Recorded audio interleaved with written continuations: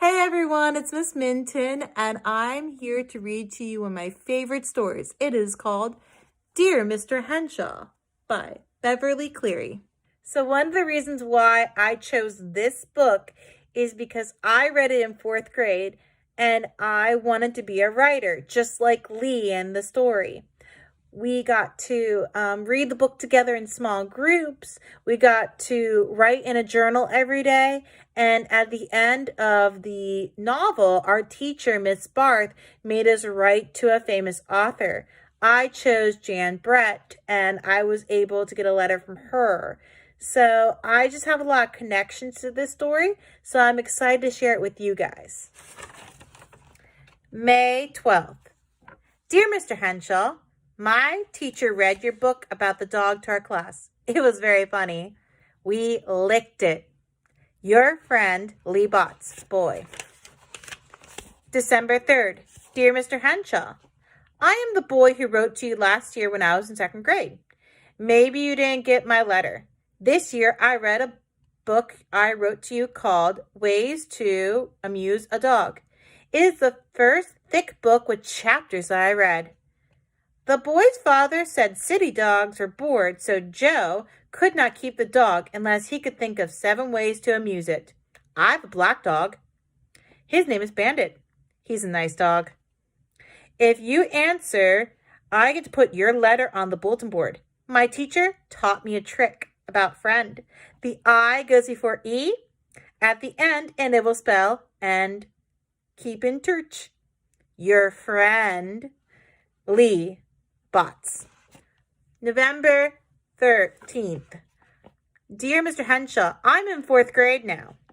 I made a diorama of ways to amuse a dog, the book I read to you about 2 times before. Now, our teacher's making us write to authors for book week. I got your answer to my letter last year, but it was only printed. Could you please write in your own handwriting?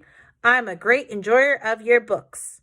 My favorite character in the book was Joe's dad because he didn't get mad when Joe amused his dog by playing a tape of the old lady singing, and his dog sat and howled like he was singing too. Bandit does the same thing when he hears singing. Your best reader, Lee Bots. December 2nd. Dear Mr. Henshaw, I got to thinking about ways to amuse a dog. When Joe took his dog to the park and taught him to slide down the slide, wouldn't some grown-up come along and say he couldn't let his dog use a slide? Around here, grown-ups, who are mostly real old with cats, get mad if dogs aren't leashes every minute. I hate living in a mobile home park. I saw your picture on the back of your book. When I grow up, I want to be a famous book author, writer too, with a beard like you. I'm sending you my picture. It is last year's picture. My hair is longer now. With all the millions of kids in the United States, how would you know who I am if I don't send you my picture? Your favorite reader, Lee Bots. Enclose a picture of me. We are studying business letters. October 2nd. Dear Mr. Henshaw, I'm in 5th grade now. You might know I have a book report on ways to amuse a dog. The class liked it. I got an A-. The minus is because the teacher said I didn't stand on both feet. Sincerely, Lee Bots. November 7th. Dear Mr. Henshaw, I got your letter and did what you said. I read a different book by you. I read Moose on Toast. I liked it almost as much as Ways to Amuse a Dog. It was really funny the way the boy's mother tried to think up ways to cook the moose meat when they had it in their freezer. 1,000 pounds of moose is a lot of moose. Moose burgers, moose stew, moose meatloaf. Doesn't sound too bad. Maybe moose mince pie would be okay because of all the raisins and junk. You wouldn't know you're eating moose. Cream chipped moose on toast? Yuck. I don't think the boy's father should have shot the moose.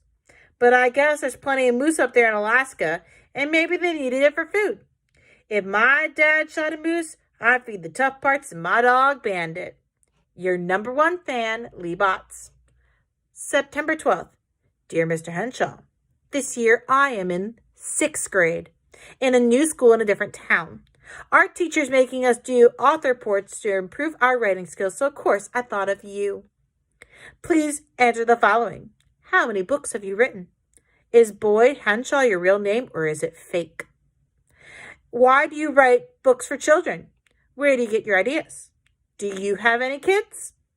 What is your favorite book that you have wrote? Do you like to write books? What is the title of your next book?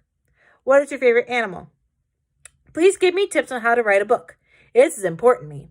I really want to know so I can be a famous author and write books exactly like yours. Please send me a list of your books that you wrote, an autograph, picture, and a bookmark. I need your answer by next Friday. This is urgent. Sincerely, Lee Botts. Deliver, de-letter, de-sooner, de-better. De-later, de-letter, the de-matter, I get her. At the bottom. November 15th. Dear Mr. Henshaw, at first I was pretty upset I didn't get an answer to my letter in time for my report, but it worked out okay. I read what it said about you in the back of the Ways to Amuse a Dog and wrote really big on every line, so I filled up the page. On the book, it said you lived in Seattle, so I didn't know you had moved to Alaska, although I should have guessed on Moose on Toast.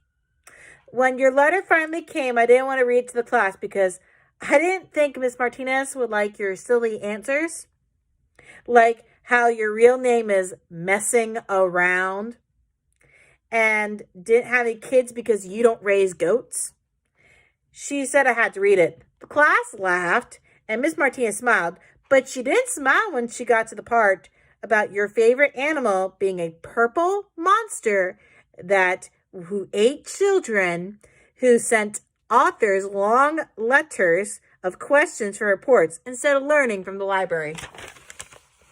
Your writing tips were okay. I could tell you meant them. Don't worry. When I write something, I won't send it to you. I understand how busy you are with your own books. I hid the second page of your letter from Miss Martinez. That list of questions you sent me really made me mad. No one else author put a list of questions to be answered, and I don't think it's fair to make me do more work when I already did a report. Anyways, thank you for answering my questions. Some kids don't get any answers at all, which made them mad, and one girl almost cried because she was so afraid about getting a bad grade. One boy got a letter from an author who sounded really excited about getting a letter and wrote a long response. The boy had to write a long report. He guessed no one ever wrote to that author before, and he sure wouldn't again. About 10 kids wrote to the same author, who wrote one answer back to all of them. There was a big argument over who got to keep the letter until Miss Martinez took it to the office and duplicated it. About those questions you sent me, I'm not going to answer them. You can't make me. You're not my teacher. Yours truly, Lee Botts. P.S. When you asked what the title of your next book was going to be, you said, who knows? Did you mean that was the title, or you don't know what the title will be? And do you really write books because you have to read every book in the library and because writing beats mowing the lawn and shoveling snow? November 16th. Dear Mr. Henshaw, Mom found your letter and your list of questions, which I was dumb enough to leave lying around. We had a big argument. She said, I have to answer your questions because authors are working people like everyone else. And if you took the time to answer my questions, I should answer yours. She said I can't go through life expecting everyone to do everything for me. She used to say the same thing to Dad when he left his socks on the floor. Well, I gotta go now. It's bedtime. Maybe I'll get around to answering your 10 questions and maybe I won't. There isn't any law that says I have to. Maybe I won't read any of your books anymore. Disgusted reader, Lee Botts. P.S. If my dad was here, he would tell you to go climb a tree. November 20th. Dear Mr. Henshaw, Mom is nagging me about your dumb questions. She says if I really want to be an author, I should follow the tips in your letter. I should read, look, listen, think, and write. She says the best way she knows for me to get started is to apply the seat of my pants to a chair and answer your questions and answer them fully. So here it goes. Who are you? Like I've been telling you, I'm Lee Botts. Lee Marcus Botts. I don't like Lee for a name because some people don't know how to say it, and some say it's a girl's name. Mom says a last name like Botts needs something fancy but not too fancy. My dad's name is Bill, and my mom's name is Bonnie. And she says Bill and Bonnie Botts sounds something out of a comic strip. I'm just a plain boy. This school doesn't say I'm gifted and talented. And I don't like soccer very much the way everyone at this school is supposed to. I'm not stupid either. Number 2, what do you look like? I already sent you a picture, but maybe you lost it. I'm sort of medium. I don't have red hair or anything like that. I'm not really big like my dad. Mom says I take after her family, thank goodness. That's the way she always says it. In 1st and 2nd grade, kids used to call me Lee the Flea. But I've grown. Now, when the class lines up according to height, I'm in the middle. I guess you can call me the middlest boy in the class. This is hard work. To be continued. Maybe. Lee Botts. And then I'm going to continue the story at another time. I'll see you guys later. Have a good rest of the day.